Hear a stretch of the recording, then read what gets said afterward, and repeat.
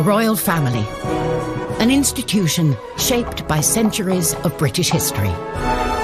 From state occasions to grand weddings, every aspect of their lives is governed by traditions. For the nation, they provide spectacular moments. Everything the royals do has symbolism, has significance. We take a look through the royal rule book from the very beginning. The traditions of birth. We have this tradition of royal women coming out of hospital, having just given birth, carrying the baby, having to look all happy. We examine the traditions of marriage. It was always a sort of belief that the prospective bride had to be a virgin. Diana obviously proved to be the ideal virgin. And those of grand state occasions. My lords and members of the House of Commons. The Queen does not come to the Commons. The last time a monarch came to the Commons was Charles I, and he rode his horse into the Commons and tried to arrest 5 MPs.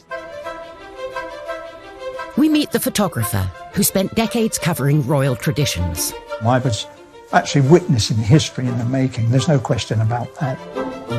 And we shine a light on the modern royals who are shaking up the system by doing things their way.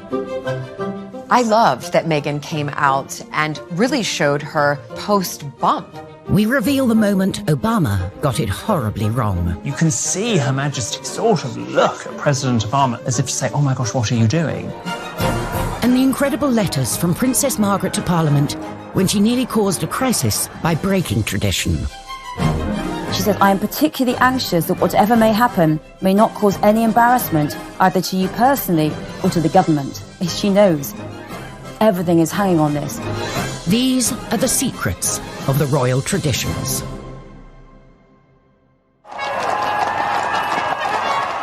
Royal traditions take centre stage in our nation. Grand ceremonies with thousands of years of history form the very fabric of our society. These royal occasions, rich in pomp and ceremony, set us apart from the rest of the world. The Queen sees tradition, sees ceremony as absolutely vital to maintaining the strength of the monarchy. That, to me, is what makes the royal family the royal family. It is the kind of protocols and traditions that they've had for centuries. When it comes to traditions, royal marriage is steeped in them. But as a result, monarchs can't always marry who they want. Prince Charles met Camilla when he was young and single. He was introduced to her through her flatmate. Camilla had been dating Andrew Parker Bowles, and then they split up in 1971. She then met Prince Charles. Apparently, she said, my great-grandmother was the mistress of your great-great-grandfather, so I think we have something in common. Romance blossomed. But as a royal, love wasn't the only consideration Charles had to have in mind. There was still that tradition that whomever he married, who would be the next Queen of England, had to be a member of the nobility and had to be whiter than white. There was a sort of general belief that the heir to the throne should marry a virgin. The pressure for Prince Charles, and really everybody else before him, was huge. You know, there are all these, ticking of the boxes. Charles's cousin and godmother, Patricia Mountbatten, said Charles never actually asked the Queen for formal permission to marry Camilla, but if he had, I don't think it would have been allowed. Charles, no longer the young bachelor, was under growing pressure to find the perfect bride. Enter the blue-blooded teenager, Lady Diana Spencer. She was young, she was from a good background, and it was insinuated that she hadn't had a lot of relationships before.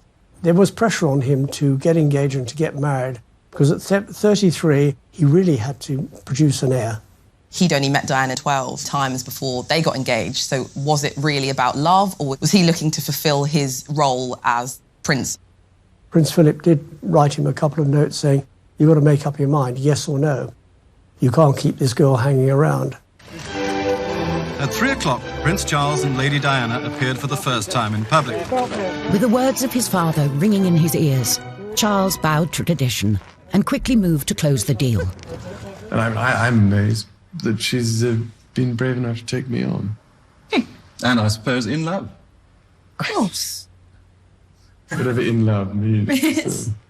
particularly now, through the eyes of the 21st century, we watch that interview and just cringe, because he either didn't love her or he didn't know how to tell her he loved her. In July 1981, the traditional fairy tale wedding played out in front of a global television audience of 750 million.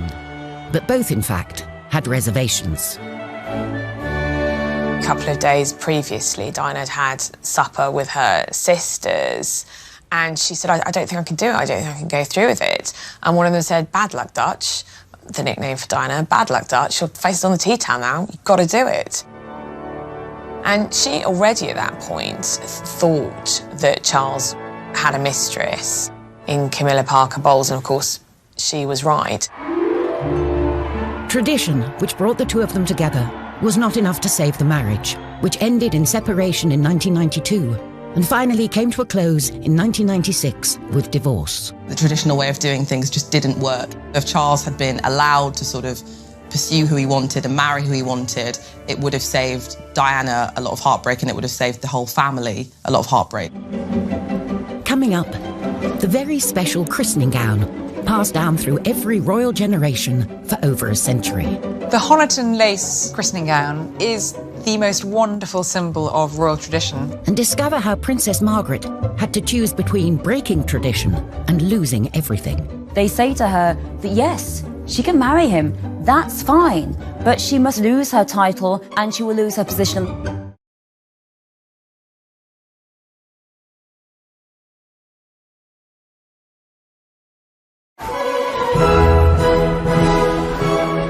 Royal traditions. They don't just make for grand occasions full of pomp and ceremony. For the Queen, they're an important reminder of the link between God and the monarchy. The Queen is head of the Church of England. She's Supreme Governor of the Church of England. She believes in her role and believes in her role as being one for life. And for any royal, these traditions start from the minute you're born. The proud and now rested father was the first to arrive this morning. One wing of a hospital in West London has become synonymous with royal traditions when it comes to births. Prince George was born at the Lindo Wing, where his father was born and his uncle was born, and so many other royal babies have been born. Kent Gavin covered every Lindo Wing photo call for over 35 years, starting with Prince William. Well, we went down there, anything up to, I think it was about 2 weeks prior, because we weren't exactly sure of the date.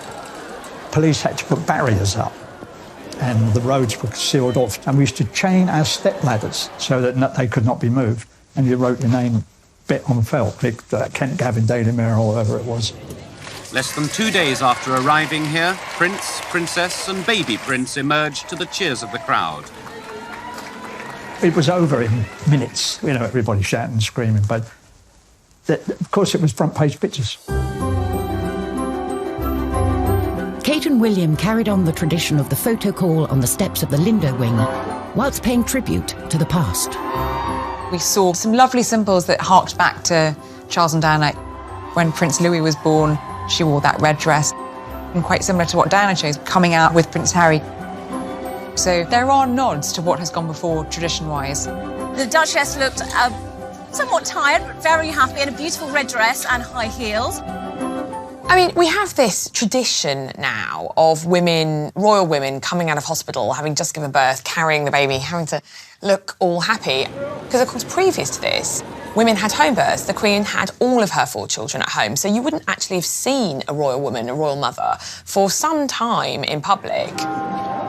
Newcomer to the family, Meghan, decided this was a custom she would sidestep. Meghan didn't want it at all. I mean, she's changed the rule book totally. I don't know whether she went and did it because just changing tradition. She didn't want to have that frenzy.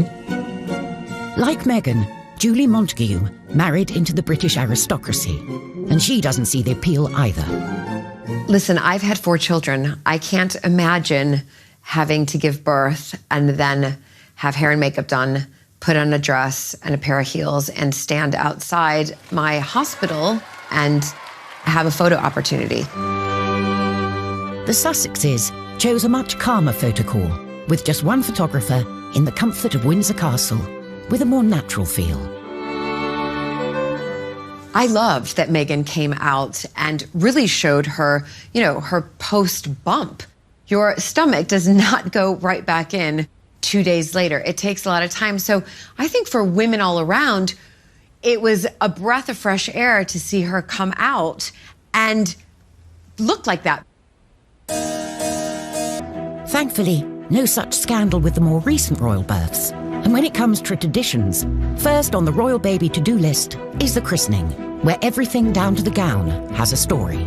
So the Honiton lace christening gown is the most wonderful symbol of royal tradition when it comes to royal babies. It was the christening gown that Queen Victoria and Prince Albert had made for their first child, Princess Victoria, for her baptism in 1841. Made of fine lace from Honiton in Devon, it was used as the christening gown for every king, queen and minor royal for 163 years, including our current queen, for her christening in 1926, and Prince Charles in 1948. Here is the first picture of His Royal Highness Prince Charles of Edinburgh, second in the line of succession, just 4 weeks old.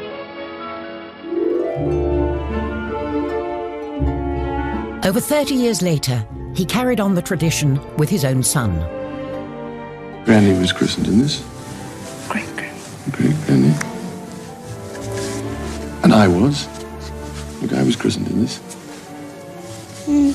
Looks remarkably well despite it.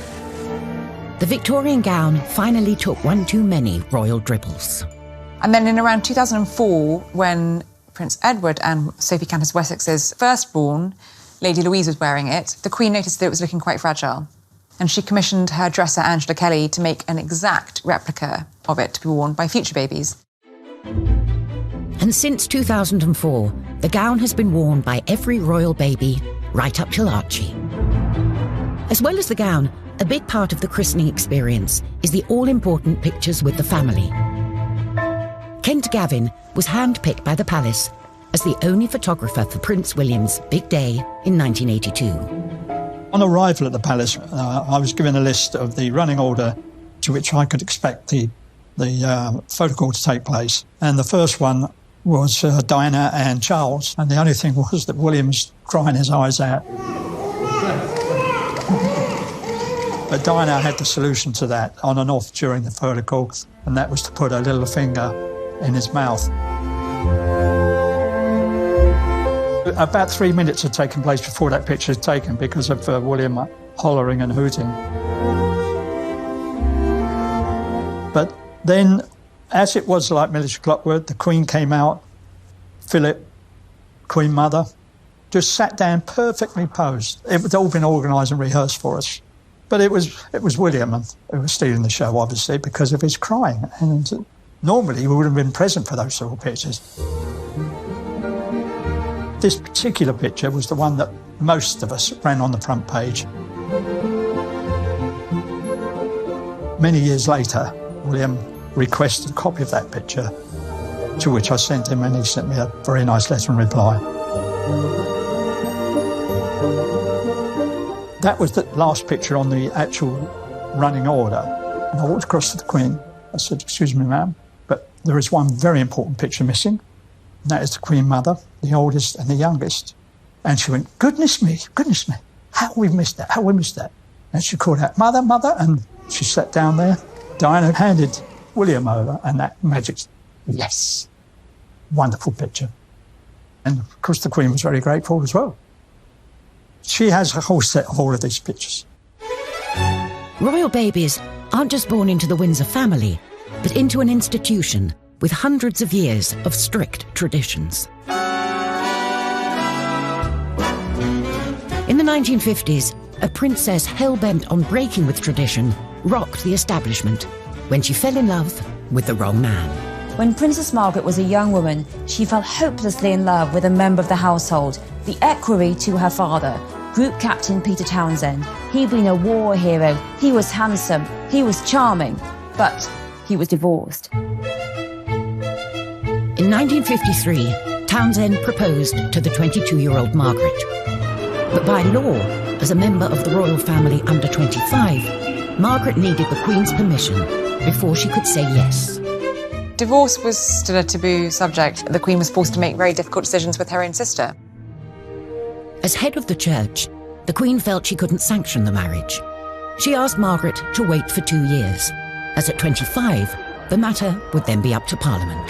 They knew that there was every likelihood that if they bought time, they might be able to sabotage Margaret's relationship with Townsend. But 2 years later, the tradition-breaking couple are still together, and the relationship becomes a constitutional issue. Kate Williams is at the National Archives with files relating to the case, which remain top secret for 50 years. Princess Margaret's 25th birthday really begins this panic and this crisis in government. This letter is amazing. It's written by Margaret on August the 15th from Balmoral, about a week before she turns 25. She's writing to the Prime Minister and she says, I'm going to tell you of any personal plans for the next few months. She says, I am particularly anxious that whatever may happen may not cause any embarrassment either to you personally or to the government. She knows everything is hanging on this. My birthday on August the 21st, it will encourage every sort of speculation about the possibility of my marrying Group Captain Peter Townsend. She says, I'm not going to see him over my birthday, but in October, I shall go to London. It is only by seeing him in this way that I feel I can properly decide whether I can marry him or not.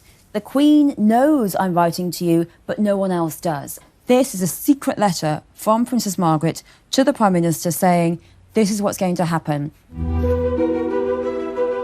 With the threat of this possible marriage very real, the government sprung into action. This letter is from the Cabinet Secretary, Norman Brooke, and it's written the day after her birthday, and it is advising the Prime Minister on what to do next. And he's saying, I am quite clear that this is not a matter for the Prime Minister alone, and crucially, it's not just the British government, it has to be the other Commonwealth governments. They all have to be consulted, and they all have to agree. With the seemingly impossible task of gaining Commonwealth consensus, the government set harsh conditions for Margaret. They say to her that yes, she can marry him, that's fine, but she must lose her title and she will lose her position on the civil list. So with absolutely no money or no status whatsoever, she really will be completely excluded. For Margaret, just 25, the cost of what she would lose by breaking with tradition was just too much. I would like it to be known that I have decided not to marry Group Captain Peter Townsend. For a princess, love is not straightforward in the 1950s. It becomes about politics, about religion, and about society itself. These days, divorce is no longer a reason for royals not to marry for love, as Meghan and Harry showed in 2017. Royal weddings, however, are still full of traditions, and the Victorians are responsible for a fair few. Queen Victoria chose to wear a white wedding dress, a tradition that has passed down through the generations. Up until then, royals and indeed commoners generally tended to wear coloured dressings. And the couple chose to have a wedding cake which had a topper on it with figurines of the bride and groom. There's a traditional role for the bouquet too. Their eldest daughter set another tradition when she picked some myrtle from Osborne House for her wedding bouquet. And again, it's something we've seen with both William and Kate and Harry and Meghan. The Queen Mother started her own tradition when she put her wedding bouquet on the grave of the unknown soldier in Westminster Abbey. Obviously, she lost her brother in World War I, so she was probably thinking of him. Traditionally, the royals marry in abbeys and cathedrals, like St. Paul's or Westminster. Charles and Camilla were forced to choose a more humble venue. Both Charles and Camilla wanted to have a civil service at Windsor Castle, but they were slightly dismayed to find out that if they had been granted a wedding licence by the local council, that meant anyone could get married, apply and get married at Windsor Castle for the next year. So they scrapped that. And it did mean that we had the heir to the throne getting married in the local registry office in Windsor with, you know, before him, Mr. and Mrs. Smith, and after him, you know, Joe Bloggs and Kathleen from down the road. There's one tradition the nation and the world looks forward to at any royal wedding. The wedding kiss, of course, is iconic nowadays. So many people will be surprised to know that, in fact, there have only been 3 royal couples who've kissed on the balcony at Buckingham Palace. There was Princess Diana and Prince Charles. You know, they were the ones that really started that tradition. By the time Fergie and Andrew got married, of course, the crowd were waiting for the kiss. And they played up to the crowd and put their hands to their ears. And then the kiss carried on. Coming up, how the Queen's traditional meetings with her prime ministers were not always ones she enjoyed. Famously, she liked John Major. She didn't care for Margaret Thatcher.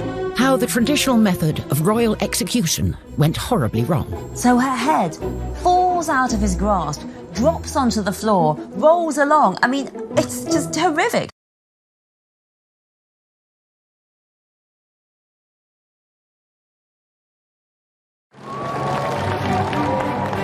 Our Queen, the longest-serving monarch in British history. For 67 years, she's been front and centre at every ceremonial event, from trooping the colour to state opening of Parliament. If the Queen were a stick of rock and you cut it through, you would read duty written on her insides. As head of state, it's the Queen who has to give final sign-off before any Act of Parliament can become law. And every year since 1952, she's travelled to Westminster to read out the legislation of her government, missing the event just twice, when she was pregnant with Prince Andrew and then Edward. State opening of Parliament, it's absolutely full of tradition, but each of the traditions means something. So, for example, the Queen does not come to the Commons. The Queen is not allowed in the Commons. She's only allowed in the House of Lords. The Commons is for the Commons. It's for the elected parliamentarians, and the Lords is for the appointed parliamentarians. My Lord, pray be seated. Blackrod the messenger walks down to the Commons, and the doors are shut in his face. And he bangs 3 times on the doors. The Commons are summoned. MPs file into the Lords to hear the Queen give a speech outlining the agenda for the coming Parliament. Except for one MP, that is. Well, one of the traditions is that an MP is held hostage at Buckingham Palace. In order to make sure that the Queen gets back, one of the members of Parliament is taken hostage the night before and is not returned to Parliament until Her Majesty is safely away from there. Probably usually an MP that the government don't like anyway. While the words are read out by the Queen, they're written by the government. My Lords and members of the House of Commons. When you're in government, the night before the state opening, you are invited to a buffet supper at number 10. And then the speech is read out so that you know what's in it. There are no surprises. My government will legislate in the interests of everyone in our country. Like all traditions, the ceremonies acted out in Parliament are a reminder of an uneasy past between the monarchy and government. You go back to the 1640s during the time of the Civil War and Charles I's interference with Parliament. He interfered all the time, and Parliament didn't like being interfered with, which is why they chopped his head off. Historically, the axe was the traditional method to get rid of a king or queen. And 60 years before Charles I, his grandmother, Mary Queen of Scots, had one of the most grisly executions of all. You'd think, as a royal, that if you had to be executed, it would be done in a very official and perfect way, but not for Mary Queen of Scots. Mary was executed for treason in 1587. She was given this axe man, and he was so clumsy. First go, he just bashes the back of her head, and she's heard to groan. The second go, the head's still attached. finally, at the third go, he gets the head off. He holds up the head to shout, "God save the Queen," by the hair. But Mary was wearing a wig, so her head falls out of his grasp, drops onto the floor, rolls along. I mean, it's just horrific. The spectators in this public execution are shocked and horrified. What a dreadful, horrible public execution for this woman who had been known as one of the most beautiful queens in the world. Thankfully, the monarchy is on a more stable footing these days. And as head of state, the Queen carries out her duty by regularly checking in with her Prime Minister. The Queen traditionally meets with the Prime Minister weekly for an audience, tends to be on a Wednesday. They meet for between half an hour and an hour. The idea is that the monarch is briefed on what's happened in Cabinet from the Prime Minister's viewpoint. The Queen's had a business-like relationship with her Prime Ministers, but there's some that she's liked more than others. She was very fond of Harold Wilson. She was very fond of Jim Callaghan. Famously, she liked John Major. She quite liked David Cameron. She didn't care for Margaret Thatcher. Margaret was hugely deferential. She adored the monarchy and would be almost kind of crawling, which irritates a strong personality, doesn't it? And Margaret Thatcher may also have rubbed the Queen the wrong way when, in 1982, she took the salute from the armed forces, a role usually reserved for the Queen. Margaret wouldn't have done anything deliberately to insult the Queen. Oh, no. Margaret was very traditional and would have deferred immediately. So there's obviously been a breakdown of communication somewhere that actually that's the Queen's job. On the other hand, she did rather do this a little bit in her later years. While the rest of Parliament is on their summer break, the Queen hosts the Prime Minister in a supposedly relaxing gateway in the Scottish Highlands. Every year, again, another tradition, every Prime Minister is invited to a long weekend at Balmoral where the Queen spends every... The sitting Prime Minister of the day will very often go up for a long weekend with their husband or wife and spend time with the Queen out there. Tony Blair and Cherie hated it. Cherie talks of being really embarrassed about the servants at Balmoral unpacking all of your bags and you're putting all your clothes away. And I think she famously said that she didn't want to pack contraception because she was so worried about them seeing it in her bags. And I think that's where their youngest son, Leo, was conceived. You know, there's a wonderful story about Tony Blair, the first time he was really talking to Prince Charles as he was Prime Minister. I was saying, "Oh, what do you want us to call you?" And Charles just looked down his nose at him and said, "You call me Sir." From garden parties to public engagements, between them, the royals meet thousands of subjects every year. Protocol helps ease the encounters and avoid awkward moments for either side. Etiquette and protocol is important for the royal family because it tells people what to do. With the Queen, you would say Your Majesty, followed by Ma'am, and yes, it's ma'am as in ham, not ma'am as in farm. And with any other member of the royal family, it would be Your Royal Highness, followed by Sir or Ma'am. If you're a British subject lucky enough to meet the Queen, you're expected to bow if you're a man and curtsy if you're a woman. Now, for men, it is not a bow from the waist at the end, like you would do at the end of a stage show. All it is a gentle bob at the neck, like so. Now, for ladies, you would do a curtsy. You keep your hands by the side, as straight back, one foot behind the other, and just a gentle bob at the knees. You don't need to do a terribly deep, grand court curtsy, like Theresa May or Margaret Thatcher did. Totally fine 80 to 100 years ago, but today, just a small curtsy will do. We need to show the monarchy some respect, so when Her Majesty has finished interacting with us, if we are the ones leaving the conversation, we don't show our back. We don't just go, yeah, bye, and walk off like so. Instead, you take a few steps backwards before turning and walking away, trying not to show your back. Sometimes, even world leaders get protocol wrong. as President Obama demonstrated when he spoke over the national anthem during an embarrassing moment in 2011. Her Majesty, the Queen. So President Obama has asked everyone to stand up. So far, so good. He says the words, Her Majesty the Queen. That's all he needs to say. Remember, it's a toast, not a speech. And then, just in that slight pause, For the vitality of the special relationship. The musicians start playing God Save the Queen. You can see Her Majesty sort of look at President Obama. To this blessed plot, this earth, this realm.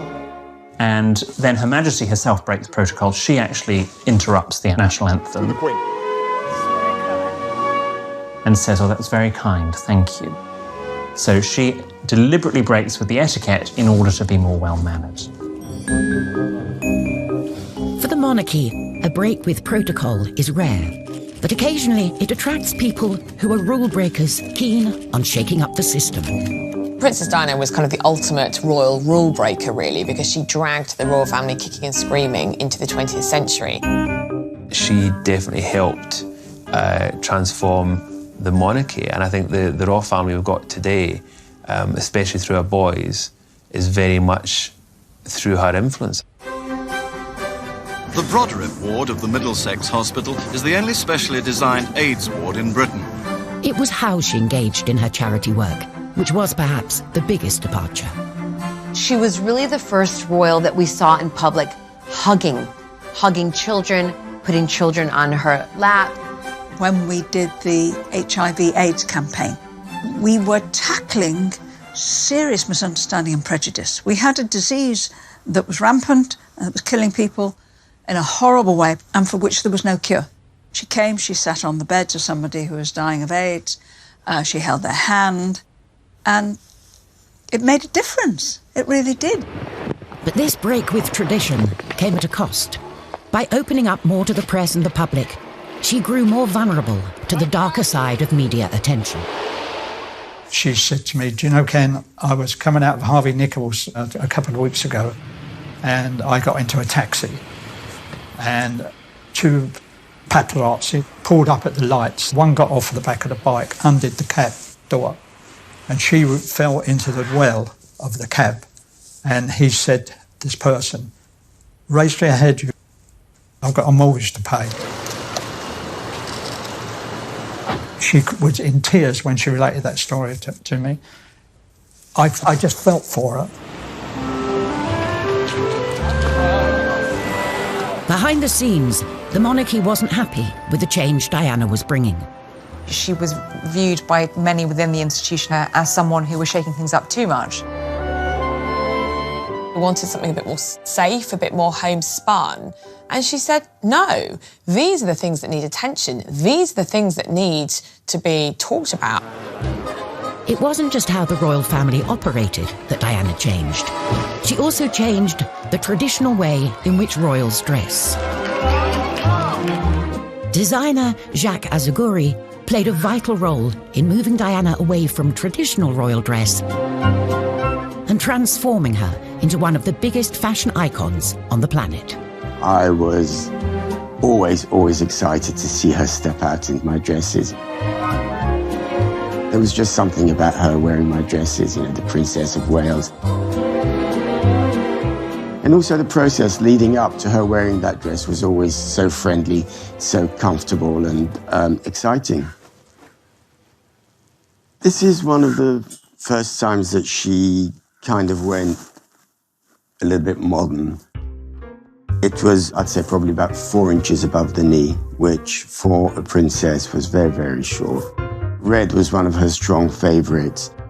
As you notice, it had a little opening down the front. She wanted to actually wear it to there, showing a little bit of midriff. Of course, we didn't allow her to. Another famous dress Diana wore during an important night in 1995, where she smashed a vengeful fist through every conceivable royal protocol.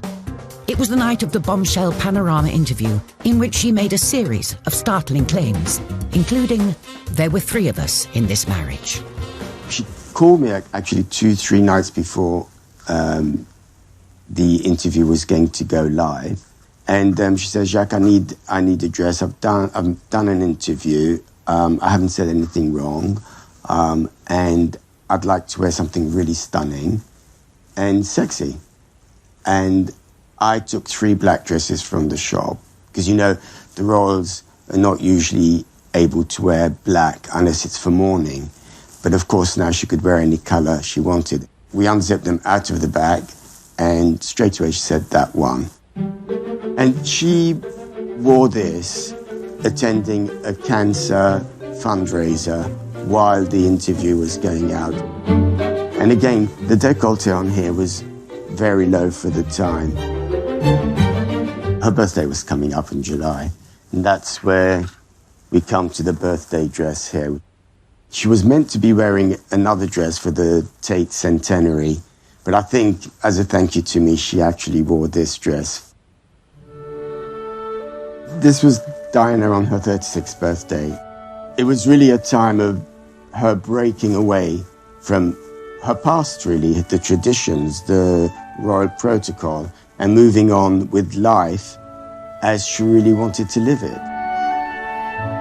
And sadly, that was the last time she was seen in public with, a full evening gown. Dear Jacques, I was quite overcome on opening the parcel.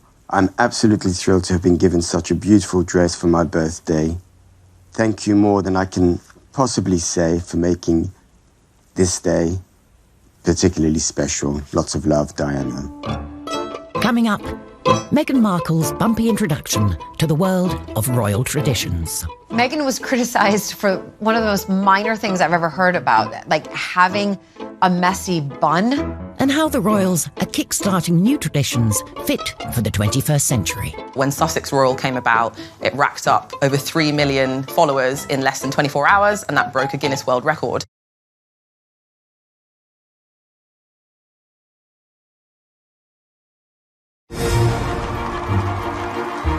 The British monarchy. For over half a century, through change and challenge, they've kept alive traditions celebrating our collective past. The Queen has been the absolute constant. She's lived through the swinging 60s, the miners' strike, the social media age, and she's still here. Now it's up to a new generation to bring the monarchy forward. Meghan Markle is one of the most talked about modern royals.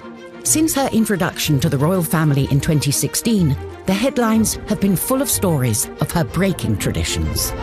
Listen, Meghan comes from California, sort of really the land of the free. And then all of a sudden having to move over to this country, marry into the royal family. There's a lot of rules and really regulations that she has to follow. It must be a real shock for Meghan because she was this independent Hollywood actress doing what she wanted, essentially. And now something as innocuous as her closing a car door, headlines around the world. She's closed her own door. Oh, my God.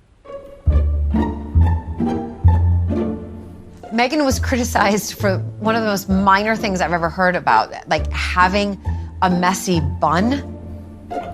I mean, honestly, please find something else because I actually thought that messy bun was really cool. Meghan shouldn't have worn black nail varnish. I mean, honestly, there is no protocol on what colour nail varnish a royal woman should wear.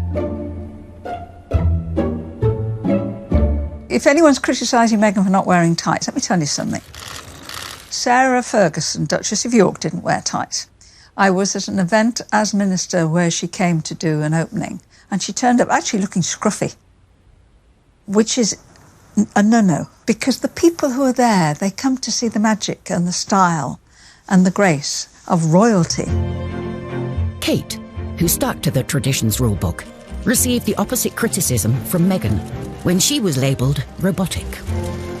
I get to see them privately, the royals, drinks receptions, and she's actually got a wicked sense of humour. But I don't think Kate feels that she can ever kind of let that show publicly, because that's not really what's expected of her as the wife of a future monarch.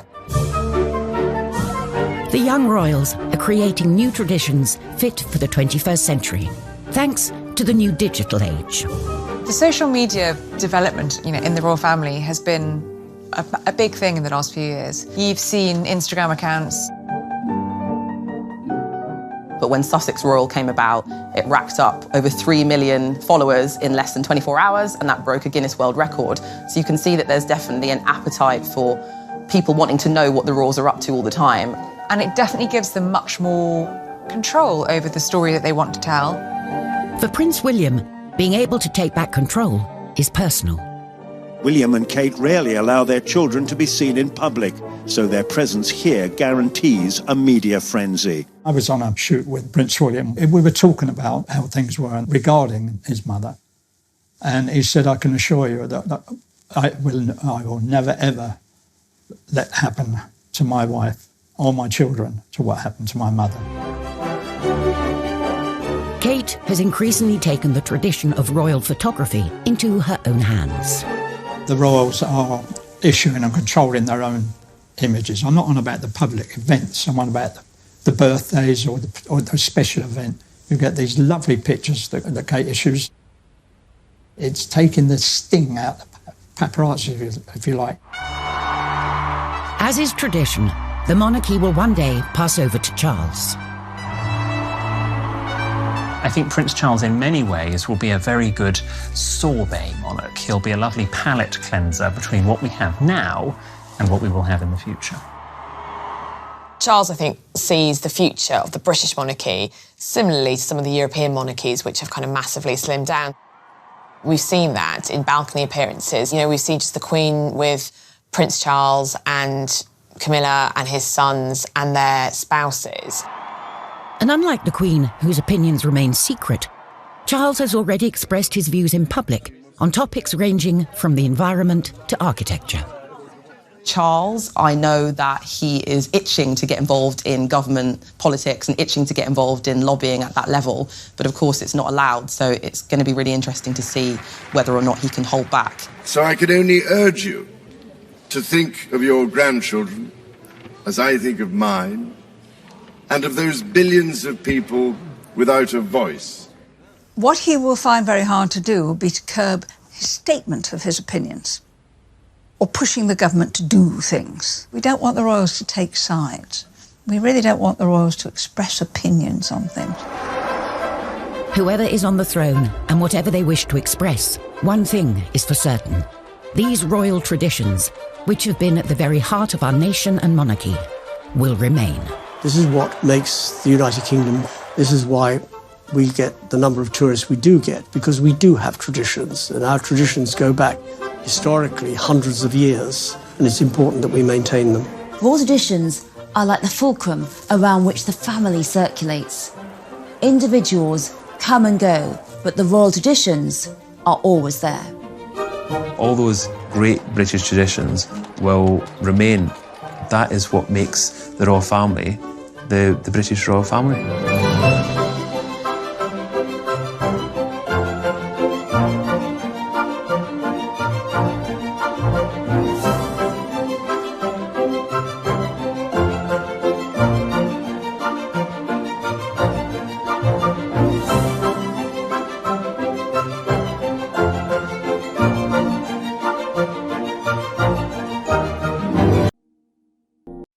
Was huge. You know, there are all these, ticking of the boxes. Charles's cousin and godmother, Patricia Mountbatten, said Charles never actually asked the Queen for formal permission to marry Camilla, but if he had, I don't think it would have been allowed. Charles, no longer the young bachelor, was under growing pressure to find the perfect bride. Enter the blue-blooded teenager, Lady Diana Spencer. She was young, she was from a good background, and it was insinuated that she hadn't had a lot of relationships before. There was pressure on him to get engaged and to get married, because at 33, he really had to produce an heir. He'd only met Diana 12 times before they got engaged, so was it really about love, or was he looking to fulfil his role as prince? Prince Philip did write him a couple of notes saying, you've got to make up your mind, yes or no. You can't keep this girl hanging around. At 3 o'clock, Prince Charles and Lady Diana appeared for the first time in public. With the words of his father ringing in his ears, Charles bowed to tradition and quickly moved to close the deal. And I'm amazed that she's been brave enough to take me on.